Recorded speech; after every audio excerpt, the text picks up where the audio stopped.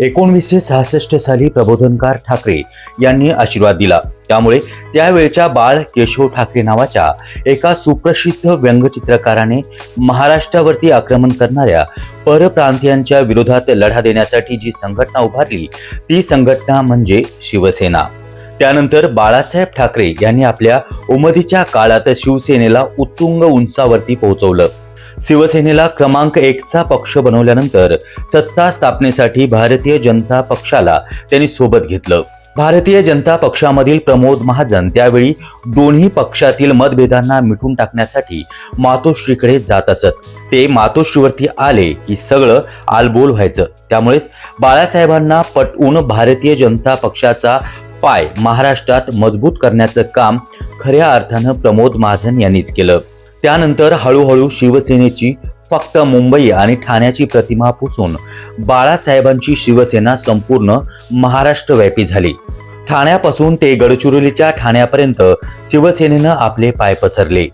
2019 सालात झालेल्या विधानसभा निवडणुकीत शिवसेनेला बरोबर घेतल्याशिवाय कोणत्याही पक्षाला सरकार बनवणं शक्यच नव्हतं। त्यानंतर उद्धव ठाकरे यांच्या नेतृत्वाखाली महाविकास आघाडीचं सरकार स्थापन झालं। त्यानंतर कोरोनाच्या झालेल्या आक्रमणामुळे सामाजिक परिस्थिती बदलली। त्यावेळी उद्धव ठाकरे यांना जे शक्य होतं ते उद्धव ठाकरे यांनी करण्याचा प्रयत्न केला। परंतु उद्धवरावांची तब्येत आणि आमदारापासून कार्यकर्त्यांपर्यंत भेटीगाठीची दुर्मिळता त्यामुळे 2.5 वर्षानंतर देखील सरकार कोसळलं। तत्पूर्वी बाळासाहेब हयात असताना शिवसेनेच्या पुढील वारसदार कोण याबाबत चर्चा होत असायची।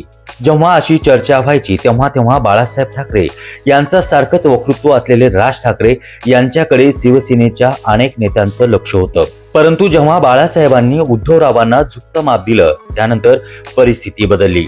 मग काही दिवसानंतर राजसाहेबांनी शिवसेनेमधून फारकत घेतली।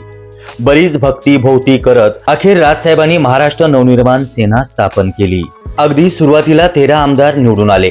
नाशिकची महापालिका ताब्यात आली, पण पुढे हे यश त्यांना पचवता किंवा टिकवता आलं नाही। समोर प्रचंड जनसमुदाय असताना भाषण देणं, जनतेला आकर्षित करणं हे राज ठाकरे यांना जमलं होतं। पण नंतर शिवसेना नावाची जादू वरचढ ठरली आणि नवनिर्माण सेना दिवसागणित जनतेच्या राजकारणापासून बाहेर पडली। उद्धवरावांचे मुख्यमंत्रीपद गेल्यानंतर शिवसेनेत पडलेल्या दुफळीमुळे अनेक प्रश्न निर्माण झाले। त्यानंतर सत्ता नसल्यामुळे अनेक सत्तासूर नेते आणि कार्यकर्ते इकडून तिकडे गेले। हा सर्व इतिहास सांगायचं कारण असे की एकीकडे ठाकरे नावाची जादू मुंबई, ठाणे, कोकण यासोबतच संपूर्ण महाराष्ट्रभर पसरली होती। सत्ता नसल्यामुळे अनेक कार्यकर्ते पक्ष सोडून गेले असले तरीही शिवसेनेच्या हाती हुकुमाचा एक्का म्हणून मुंबई महापालिका होती। ही महापालिका कोणत्याही परिस्थितीत आपल्याकडे राहावी यासाठी राज ठाकरे आणि उद्धव ठाकरे यांचं मनोमिलन होणं हे गरजेचं होतं। त्यासाठी उद्धवजींना काँग्रेसची असलेली दोस्ती मुंबईकरिता का होईना तोडावी लागली। काँग्रेसला राज ठाकरे नको आहेत आणि उद्धवजींना ते हवे होते। त्यामुळे आता काँग्रेसची पर्वा न करता हे दोन्ही ठाकरे बंधू एकत्र आले आहेत।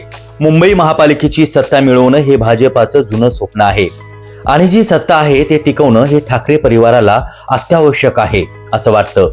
मुंबई मनपा जिंकण्यासाठी दोन्ही ठाकरेंनी ठामपणे एकत्र येण्याचं ठरवलं आहे। यापुढे भारतीय जनता पक्ष आणि शिंदे सेना यांचा विरुद्ध ठाकरे सेना आणि मनसे यांची लढाई होईल। यामध्ये त्या बाजूला अजित पवार यांची राष्ट्रवादी असेल आणि या बाजूकडे काँग्रेस असेल। पण हे समीकरण निवडणुकीनंतरचं आहे। सध्या ज्या पद्धतीनं भारतीय जनता पक्षाच्या विजयाचा मार्ग रोखण्यासाठी प्रयत्न हे दोन्ही ठाकरे बंधू करणार आहेत। यामध्ये ज्यांची सरशी होईल त्यांचं राजकारण भविष्यात फळफळेल एवढंच आम्हाला सांगायचं आहे। मुंबई स्वप्नाचं शहर आहे, चमकत्या सिताऱ्यांचं शहर आहे। आता मुंबईतील हे 2 सितारे ऐक्य करीत आहेत, त्यांच्या मिलनाचं स्वागत केलं पाहिजे।